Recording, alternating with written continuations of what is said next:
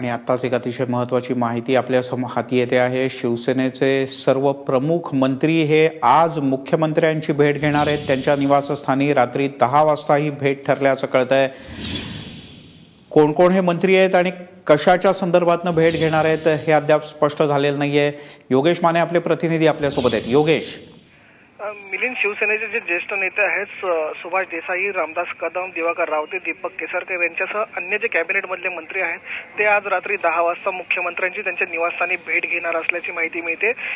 या भेटीचं कारण जरी अद्याप स्पष्ट नसलं तरी मुंबई महानगरपालिका आणि इतर महानगरपालिकेचे वातावरण ज्या पार्श्वभूमीवरती प्रचारात रंगत आले, एकमेकांवर जोरदार टीका होते, नोटीस पिरियडवरती आहे, सरकार स्थिर आहे, अशा दोन्हीकडून ज्या टीका होत आहेत या पार्श्वभूमीवर या भेटीला नक्कीच महत्त्व असल्याचं समजते।